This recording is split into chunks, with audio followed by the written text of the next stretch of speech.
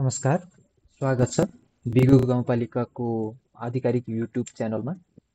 आजको यस भिडियोमा हामी एकीकृत हाजिरी व्यवस्थापन प्रणाली कसरी प्रयोग गर्ने भन्ने बारेमा सिक्न गइरहेका छौँ। सर्वप्रथम त लगइन प्रक्रियाबाट सुरु गरौँ। हामीले लगइन गर्नको लागि कुनै पनि ब्राउजरमा गएर युआरएल हामीले attendance.gov.np भनेर यसरी इन्टर गरिसकेपछि हाम्रो लगइन पेज खुल्छ, या त हामीले सिधै ई-हाजिरी भनेर सर्च गर्यौँ भने पनि पहिलो नम्बरमै हाम्रो एउटा लिङ्क आउँछ ई-हाजिरी प्रणाली भनेर, त्यसमा क्लिक गर्दा पनि हुन्छ है त। यसरी हाम्रो लगइन पेज खुलिसकेपछि तपाईहरूलाई उपलब्ध गराइएको युजर नेम र पासवर्ड प्रयोग गरेर प्रणालीमा लगइन गर्न सक्नुहुनेछ। हालको लागि म एउटा युजर नेम राख्छु र त्यसको पासवर्ड राखेर मैले लगइन गर्छु। यसरी लगइन गरिसकेपछि तपाईहरूको सामु एउटा ड्यासबोर्ड खोलिन्छ। त्यो ड्यासबोर्डमा हजुरहरूको व्यक्तिगत विवरणहरू हामीले हेर्न मिल्छ।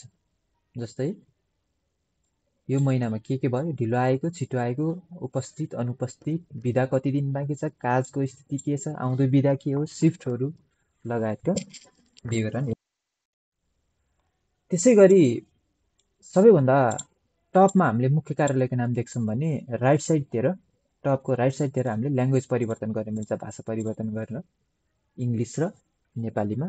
र त्यो सँगसँगै जोडिएको एउटा चाबी जस्तो आइकन छ, त्यसमा क्लिक गर्यो भने हामीले पासवर्ड परिवर्तन गर्न मिल्छ। यहाँ क्लिक गरौँ र वर्तमान पासवर्ड राखेर नयाँ पासवर्ड राख्नुहोस् र पुनः नयाँ पासवर्ड राखिसकेपछि हामीले पेस्ट गर्नुपर्ने हुन्छ। त्यसपछि हामीले पासवर्ड परिवर्तन गर्न मिल्छ।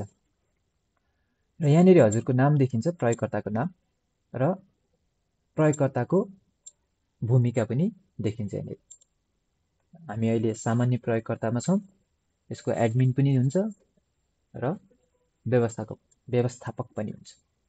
र हामीले लगआउट गर्नको लागि सबैभन्दा राइट साइडमा टपमा लगआउट बटन छ, एउटा बाहिर निस्किने जस्तो आइकन छ देखाइएको, त्यसमा क्लिक गर्यो भने हाम्रो लगआउट हुन्छ है। म फेरि पनि लगइन गरेँ। त्यसै गरी हाम्रो देब्रे साइडमा हाम्रो सम्पूर्ण ट्याबहरू राखिएको छ। पहिलो ट्याब भनेको गृह पृष्ठ, जुन हजुरहरूले अगाडि नै देखिसक्नुभयो, जसमा हाम्रो व्यक्तिगत विवरणहरू लेखिएको छ। र त्यसै गरी दोस्रो ट्याब भनेको कर्मचारी व्यवस्थापन भन्ने ट्याब छ। यसमा क्लिक गरिसकेपछि हाम्रो नाम देखिन्छ र यसमा हाम्रो के उल्लेखित छ, सुरु नियुक्ति मितिदेखि लिएर हाम्रो सम्पूर्ण विवरणहरू, जागिरी विवरणहरू यहाँनिर देख्न मिल्छ है त। अब जस्तै यो प्रयोगकर्ताको नाम भयो, यहाँनिर हामीले क्लिक गरिसकेपछि के गर्न मिल्छ भन्दाखेरि हाम्रो आफ्नो विस्तृत रूपमा व्यक्तिगत विवरण, जागिरी विवरण, बिदाको विवरण, अहिलेसम्म हालसम्म कति बिदा स्वीकृत भयो, कति भएन भनेर यसरी हेर्न मिल्छ। काजको विवरण हेर्न मिल्यो। र यो कर्मचारी ट्याबको मुनिपट्टि दुईटा बटनहरू छन्, दुईटा ट्याब छन्, अनुरोध र स्वीकृत। अनुरोध भन्ने ट्याबमा क्लिक गरेपछि हामीले एउटा बिदा निवेदन र अर्को काज निवेदन भन्ने अप्सन खुलिन्छ। हामीले बिदा र काजको लागि निवेदन दिनु पर्यो भने हामीले यही ट्याबबाट दिनुपर्ने हुन्छ। जस्तै बिदा निवेदनको लागि हामी फेरि पनि भने है त मैले, यहाँनिर हामी गयौँ लेफ्ट साइडको कर्मचारी व्यवस्थापन भन्ने ट्याबमा क्लिक गर्छौँ र यसरी यो ट्याब खुलिन्छ। त्यसपछि हामी अनुरोध भन्ने ट्याब ओपन गर्छौँ। त्यसपछि यहाँनिर बिदा निवेदन र काज निवेदनको ठाउँमा कुन चाहिँ निवेदन गर्ने हो त्यसमा क्लिक गर्छौँ। हालको लागि म बिदा निवेदनमा चुज गरेँ र यसरी बिदा निवेदनमा क्लिक गरिसकेपछि यसरी हाम्रो अहिलेसम्म हालसम्मको बिदाको अवस्था देखाउँछ। कहिले कहिले बिदा लिएको, कोद्वारा स्वीकृत भएको, अस्वीकृत भएको भन्ने कुरा यहाँ देखाउँछ। यसलाई हामीले यहाँनिर राइट साइडको टपमा निर्यात भन्ने बटन छ, यसलाई हामी एक्सपोर्ट पनि गर्न मिल्छ एक्सेलमा। यहाँ क्लिक गर्यो भने र नयाँ बिदा थप्नको लागि हामी यहाँनिर नयाँ थप्नुहोस् भन्ने बटन छ, यसमा क्लिक गरिसकेपछि हाम्रो बिदा माग गर्ने कर्मचारीले प्रयोग गर्ने भनेर बिदाको मागपत्र खुलिन्छ। माथि सबैभन्दा पहिलो सेक्सनमा हाम्रो कर्मचारीको व्यक्तिगत विवरण हुन्छ भने स्क्रोल गर्दै जाँदा तल सार्दै जाँदाखेरि बिदाको माग फारम भन्ने छ, यसमा हामीले भर्नुपर्ने हुन्छ सम्पूर्ण विवरणहरू। बिदाको प्रकार भर्नुपर्ने हुन्छ, कस्तो बिदा लिन चाहेको। अहिलेको लागि म भैपरि बिदा लिन चाहन्छु भने हेर्नुहोस् त हालसम्मको सञ्चित बिदा 12 दिन बाँकी छ भनेर आफै देखाइदिएँ, सिस्टमले देखाउँछ। बिदा सुरु मिति कहिलेदेखि सुरु गर्ने, मानौँ मलाई मङ्सिरको 14 गतेदेखि बिदा समाप्त मिति मङ्सिरको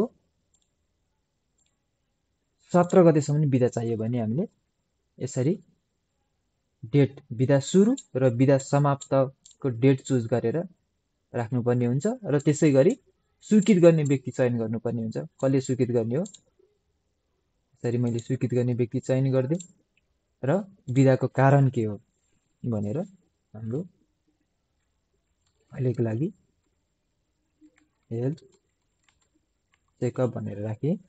तपाईँहरूले नेपालीमा राख्दा बेटर होला। र कागजात अपलोड भन्ने ठाउँ छ, यहाँनिर अप्सन छ, यसमा मैले क्लिक गरेर यो बक्समा क्लिक गरिसकेपछि हाम्रो डकुमेन्टहरू, त्यसको निवेदन हुन्छ अथवा केही सपोर्टिङ डकुमेन्टहरू अपलोड गर्न मिल्यो। र यति गरिसकेपछि मैले यहाँनिर नयाँ थप्नुहोस्मा क्लिक गर्छु। यसरी नयाँ थप्नुहोस् क्लिक गरिसकेपछि हाम्रो यहाँनिर सबभन्दा टपमा भर्खरै भरिएको रिक्वेस्ट हाम्रो देखा पर्छ। अशोक थामीद्वारा भैपरि आउने बिदा 8-11 गते आवेदन दिएको, 8-14 देखि 8-17 सम्मको लागि बिदा माग भएको छ र अहिलेको अवस्था यहाँनिर देखाउँछ सिफारिस भनेर। यदि भुलचुक कतै तपाईँहरूले गलत विवरण भर्नुभयो भने सिफारिस अवस्थामै हजुरहरूले यसलाई फेरि परिवर्तन गर्न सक्नुहुन्छ। त्यसको लागि हामी राइट साइडमा एडिट भन्ने अप्सन हुन्छ, पेन्सिल जस्तो देखाएको आइकनमा क्लिक गर्ने र यति क्लिक गरिसकेपछि अघिकै फारम खुल्नेछ र त्यसमा हामीले के सच्याउन मिल्छ सच्याएर फेरि पनि सम्पादन गरिदिनु होला। त्यसपछि हाम्रो फेरि सचिएर रिक्वेस्ट जानेछ। त्यसै गरी हामीले काज अनुरोध गर्नको लागि पनि सेम प्रोसेस हो। बिदा निवेदन भन्न तल्लोपट्टि काज निवेदन भन्ने छ, त्यसमा क्लिक गरौँ। फेरि पनि म सुरुवातबाट भन्न चाहेँ, लगइन गरिसकेपछि लेफ्ट साइडमा क्लिक गरेर कर्मचारी व्यवस्थापनमा जानुहोस् र त्यसपछि अनुरोधमा जानुहोस्, त्यसपछि हाम्रो काज निवेदनमा जानुहोस्। काज निवेदनमा गइसकेपछि फेरि पनि अघि बिदा निवेदन जसरी नै हामीले यहाँनिर छाप्न पनि मिल्छ, निर्यात गर्न मिल्यो र नयाँ थप्नुहोस्मा क्लिक गर्नु पर्यो, कतै नयाँ थप्नु पर्यो भने है त। नयाँ थप्नुहोस्मा क्लिक गरिसकेपछि फेरि पनि अघिको जस्तै फारम खुल्छ र यहाँनिर हामीले प्रकार, काजको प्रकार भर्नुपर्ने, काज हो कि तालिम हो कि फिल्डवर्क हो कि कोभिड काज र अन्य के हो त्यसलाई चयन गरेर सम्पूर्ण हाम्रो काज शीर्षक काजै राख्थ्यौँ अहिलेको लागि, तालिम राख्थ्यौँ, तालिम शीर्षक संक्षिप्तमा पनि काजै राखियो र काज खर्च हो कि होइन त भनेर हो भने हो राखिदिनुहोस्, होइन भने होइन क्लिक गरिदिनुहोस्। त्यसै गरी सुरुको मिति कहिलेदेखि कहिलेसम्म काज हो, 21 गतेदेखि अन्तिम मिति 23 गतेसम्मको काज हो भने यसरी मैले सुरुको मिति र अन्तिम मिति तय गरेर यहाँनिर चुज गरेर राखिदिएँ। त्यसपछि सवारी साधन छान्नुपर्ने हुन्छ हजुरले, अहिलेको लागि म मोटरसाइकल राखिदिएँ र काज र तालिमको उद्देश्य भनेर तपाईँहरूले राम्रोसँग विस्तृत रूपमा यहाँनिर भर्नुपर्ने हुन्छ। हालको लागि म अहिले काजै राखिदिएँ र स्थान कहाँ भन्दाखेरि चाहिँ गाउँपालिका।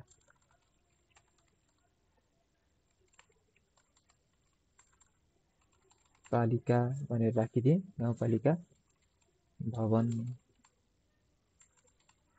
भनेर राखिदिएँ र स्वीकृत गर्ने व्यक्तिको नाम तपाईँले चुज गरेर चाहिँ यदि कुनै कागजात अपलोड गर्नुपर्ने छ भने तपाईँहरूले यहाँबाट कागजात पनि अपलोड गर्न मिल्छ।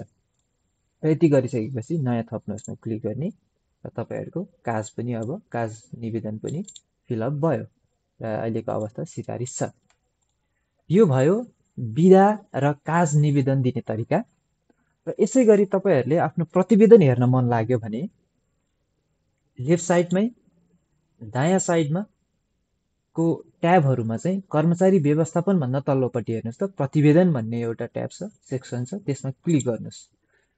त्यसमा क्लिक गरिसकेपछि तपाईँहरूको यहाँनिर दैनिक, मासिक, वार्षिक र अन्य भन्ने ट्याबहरू खोलिन्छ। यो सबै तपाईँहरूको प्रतिवेदन रिपोर्टहरू, हाजिरी प्रतिवेदन जनाउँछ यिनीहरूले। दैनिक प्रतिवेदन हेर्न मन लाग्यो भने दैनिक विवरणमा जानुहोस्। आजको आएको समय, ढिलो आएको हो कि जाने समय सबै देखाउँछ। अनुपस्थिति विवरण पनि देखाउँछ, ढिलो आएको छ भने ढिलो आएको विवरण देखाउँछ, र मासिक हाजिरीमा जानुभयो भने तपाईहरुको मासिक हाजिरी विवरण देखाउँछ। मासिक हाजिरीमा जानु भने तपाईको अनुपस्थित र उपस्थित विवरण देखायो। मासिक हाजिरी विवरणमा जानुभयो भने तपाईको समय सहित देखायो। जम्मा हाजिरी विवरणमा जानुभयो भने यो हाल महिनामा तपाईहरुले जम्मा 29 दिन छ, काम गर्ने 24 दिन छ भनेर यसरी हाम्रो काम गरेको घण्टा विस्तृत रूपमा देखाउँछ। त्यसपछि काम गरेको विवरण, आज कति काम गर्यो भनेर मासिक बिदा विवरण, मासिक काज विवरण, यसरी हामीले हरेक विवरणहरु हेर्न मिल्छ र वार्षिक रूपमा पनि हेर्न मिल्छ। जसरी यहाँनेरि वार्षिक रूपमा तपाईहरुले हेर्न सक्नुहुन्छ। सञ्चित बिदा विवरण पनि हुन्छ र अन्यमा हामीले शिफ्ट रोस्टरहरु हेर्न मिल्यो है त। र तपाईले यो हाजिरी चाहिँ प्रिन्ट गर्नु परेमा राइट साइडमा एउटा यो सेटिङ जस्तो आइकन देखा पर्छ। मानौं मलाई वार्षिक हाजिरी प्रिन्ट गर्नु पर्यो अरे अथवा मासिक हाजिरी प्रिन्ट गर्नु पर्यो भने यहीँनेरि गएर लेफ्ट साइडमा जाने, प्रतिवेदनमा जाने, त्यसपछि हाम्रो यहाँ मासिक भन्ने अप्सनमा क्लिक गर्ने, त्यसमा हाम्रो मासिक हाजिरी भनेर देखाएको हुन्छ। यति देखाएपछि यहाँ यति खोलिन्छ र यहाँनेरि राइट साइडमा सेटिङ जस्तो आइकनमा क्लिक गर्नुहोस् र तल्लोपट्टि छाप्नुहोस् मा गइसकेपछि तपाईको मासिक हाजिरी विवरण यसरी प्रिन्ट गर्न मिल्यो। यहाँबाट हामीले यहाँनेरि फेरि छाप्नुहोस् मा क्लिक गरिसकेपछि रंगीन छाप्ने कि ब्ल्याक एन्ड व्हाइट छाप्ने भनेर देखाउँछ। अहिले म रंगीन प्रिन्टमा गएँ। ल यसरी गर्दाखेरि हामीले यो डेटा चाहिँ यसरी हाम्रो प्रतिवेदन चाहिँ प्रिन्ट गर्न मिल्यो। हवस् त, बिगु गाउँपालिकामा सेवा प्रवाहलाई अझ डिजिटल र पारदर्शी बनाउने यो प्रणाली निकै प्रभावकारी छ। हामीले आशा गर्छौं यो छोटो ट्युटोरियलले तपाईहरुलाई प्रणाली प्रयोग गर्न सजिलो बनाइदिएको छ। हवस् त, धन्यवाद।